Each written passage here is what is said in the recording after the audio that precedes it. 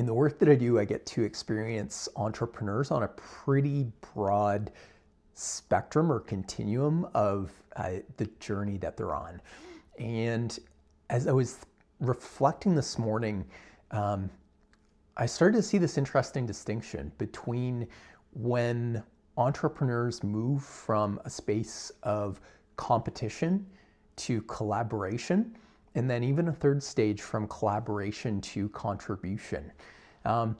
And it reminded me, or it created a correlation between David Hawkins' consciousness map and thinking about just the frequencies. So these different energetic frequencies that exist in competition versus collaboration versus contribution. And so, as I was sitting with that, I was just like, oh, there's really something to this that, kind of at each of these different stages, we hold different energy and we get different levels of, kind of peace, or the payoff, rewards us differently. At a competition level, there's very much a financial, kind of driver. But as we move up that, ladder or pyramid, it really becomes more that the payoff is in, things like, the way that David Hawkins describes some of these levels of consciousness. In the competition level, we're focused on like individual advancement and, kind of the win-lose dynamics of things. And at that level, it's very ego-driven and forward-moving. Once we move up to the place where, we're really thinking about it like, how do we collaborate together with other human beings who are looking to raise the frequency, then it's about mutual benefit and shared creation. We kind of then start to get into those frequencies that he talks about around, willingness and acceptance. And then, it's that third level where we get into, contribution. And, what I've been exploring recently in my spiritual practice is through this idea of, kind of prayer taps us into the oneness or the collective consciousness. And that was kind of the space that I was coming from this morning. I was like, okay, what actually happens from a business perspective as, I release these individualistic patterns and tendencies that I've adopted through, most of my life and definitely through my career, that have me see myself as separate from the collective.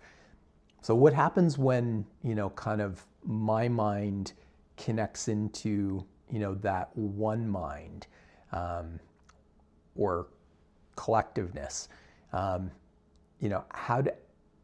How do I operate differently? What's the energetic experience that people are going to have from me when I'm coming from that space? And I've only got, kind of selective experiences, and they're like, kind of small sample size to draw on here. So that's why I'm kind of really curious about this right now. Is like, what will that actually look like when I'm more consistently coming from a place of contribution?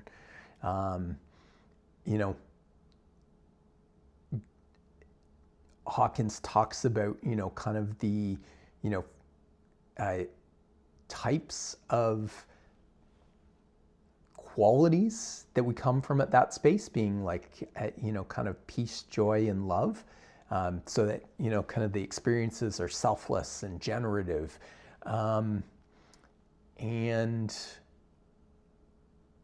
yeah, I'm just becoming aware of, when I'm in that space. And still at this day, you know, December 2025, most often it's not. Like I'm, you know, at best collaborative on most days. And still quite often the default is operating in competition. I, you know, work in a competitive business, deal with the scarcity of, you know, not having enough money to meet, you know, kind of the demands of, you know, my lifestyle and responsibilities. But certainly feel called to embodying collaboration and contribution as a way of being here.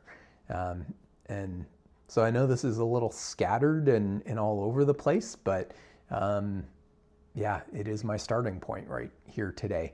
And I want to capture it because I think there's something to this. I think there's, you know, a real correlation between, you know, kind of these frequencies that we embody and the realm that we really commit ourselves to in terms of competition, collaboration, and contribution. So all this to say is there will be more on this exploration, but yeah, this is starting point, day one of kind of tying these ideas together.